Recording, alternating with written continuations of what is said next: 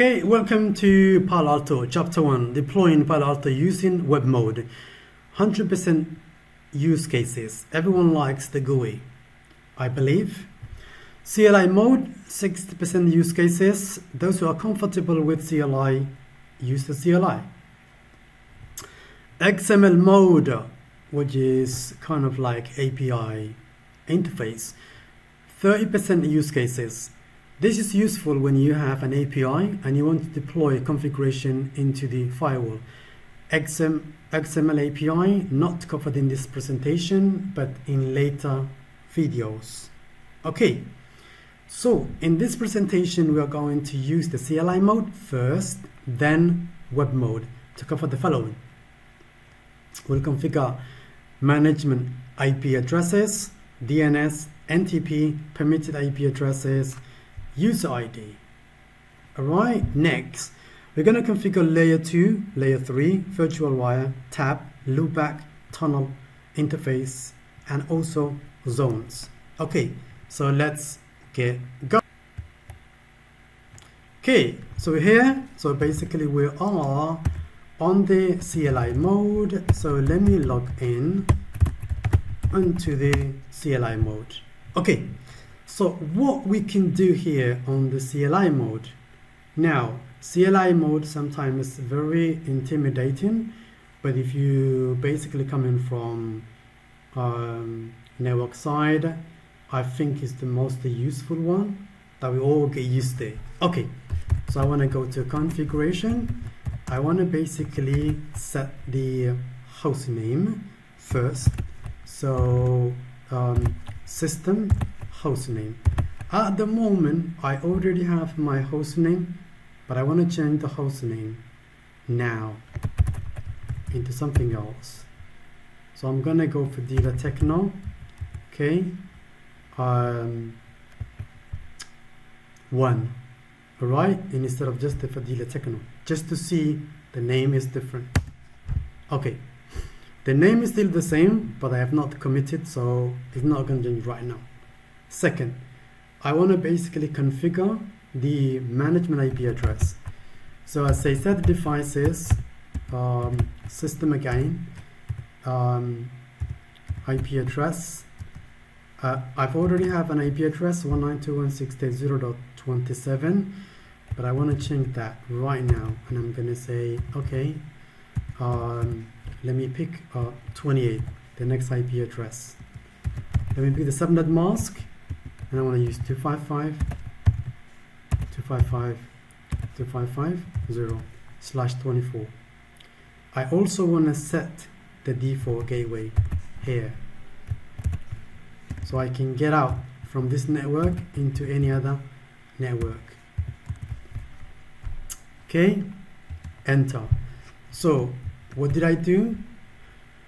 I basically went into the set device system IP address, and I gave an IP address to this system, which is 192.168.0.28.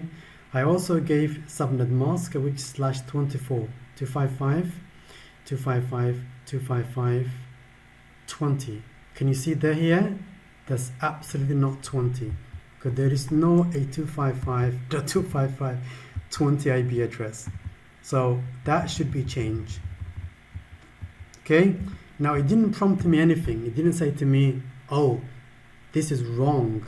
Okay, but the moment we try to commit, it will basically prompt us to change it.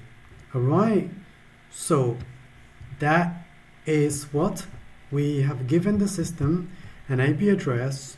We have given the system a subnet mask and a default gateway. Now, next, there are so much stuff that we could do here, but let's basically go in sequential order, and let's say let's configure the DNS, because that is the one that we said we're gonna configure after the default gateway. So again, we're on the same mode, set system, and we're gonna say what is the system right now. So I want a DNS setting. and what DNS basically I have right now here. I would say server, and I want to say the primary DNS. And what's the primary DNS? I already have 192.168 0.25. I also want to change that so everybody sees that I will have a different IP address for the default for DNS, and I want to get the next one. Right now, I also want to have the secondary as well. Secondary basically IP address for the DNS server, and I want to say 192.168.0.30. Alright, great. So if I now commit this, I will basically get something that I was expecting, but not yet. Let me basically also configure the basically what I said before, which is I need to set the permitted IP address. So now I need to configure the permitted IP addresses. Oops. So permitted, I want to say system, I want to say permitted. So already I have permitted IP addresses, and I have 15, 26 and a 25. So 15 is going to be my PC, so that I am able to SSH or basically HTTPS to the firewall. Right, so let me give that one, and also let me give 26. Right, and also let me give 25. Okay, so we have basically accomplished the objectives. So let me commit this, all right, and see how it goes now.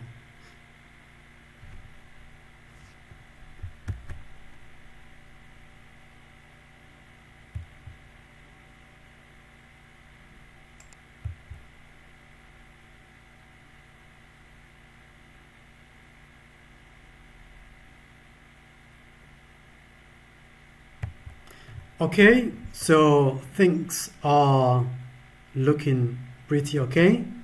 So what I'm going to do now, I want to basically hop into the GUI. So in the CLI, I have configured the management IP address. I gave it a subnet mask. I gave it a default gateway. I also configured the primary and the secondary, basically DNS.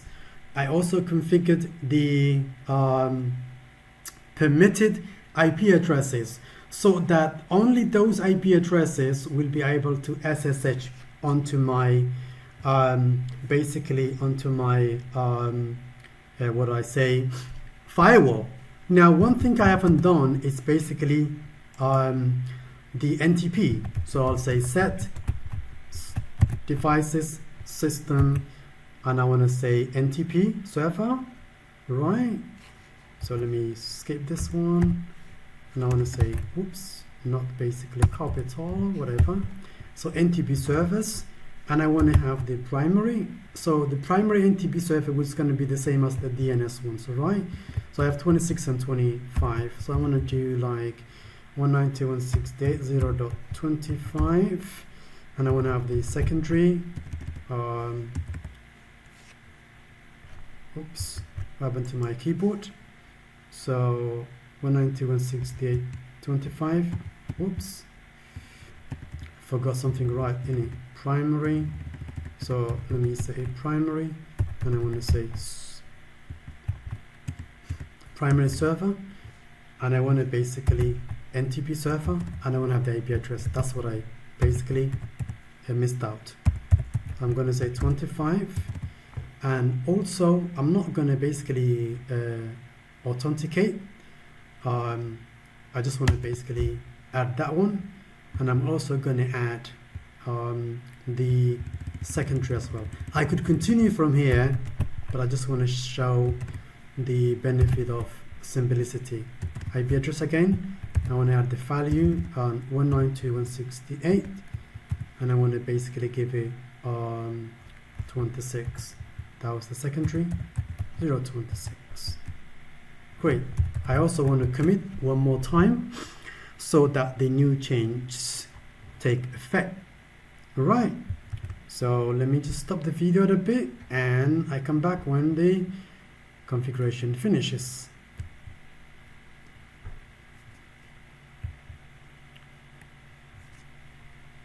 Okay, the configuration is successful. Now, what we have done is exactly what I have presented it. So what I have done on the CLI, I have configured management IP address so I can access the firewall through the HTTPS. I gave you an IP address. I gave it a default gateway.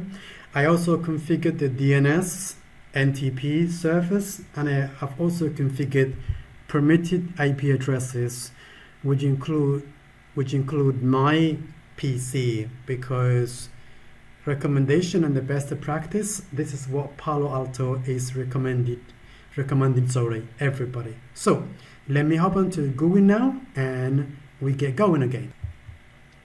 I'm gonna basically go into, if you guys like what you've been watching, I am absolutely offering a discount on each course, and one of the courses is here, Palo Alto, $599.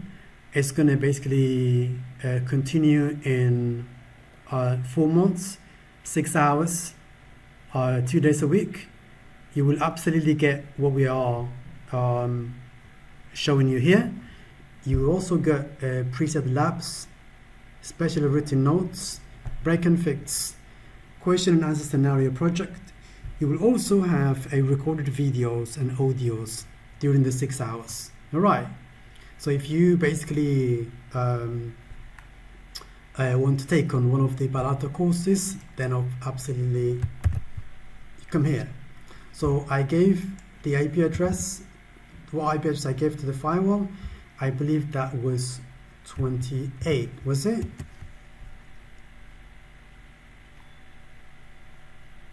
Right, before I basically go into that, let me show you how we can double check the IP address again. So I'm still on the CLI, and what we could say, show system info. Let me get out here first, say show system info, so we can see what IP address we gave it to the firewall. Oops.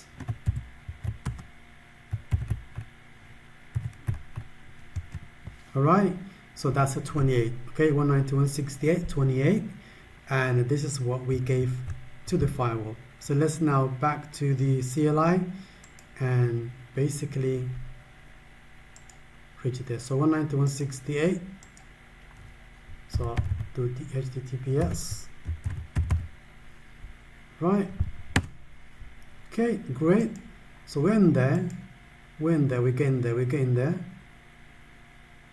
Right, so the name, I have not changed it, the username, that was already there, and the password, because I have just overwritten whatever I have done before, just to show everybody the lab and how we basically organize chapter 1, so we can see things in perspective. So we are on the dashboard, so let's view what we have configured on the CLI. We will also change things, all right, on the CLI as well. So I'm going to devices, management, and I'm basically gonna go here and see what I've done. So everything that I have done on the CLI, it's here. One of the options that I have configured on the CLI was basically adding permitted IP addresses to the firewall. so that only those IP addresses are allowed to access the firewall. They're here. I have also given, obviously, because otherwise I wouldn't have come here, an IP address to the firewall, subnet mask, default gateway. The protocols are set by default. I have not touched here. Alright, so this is set by default.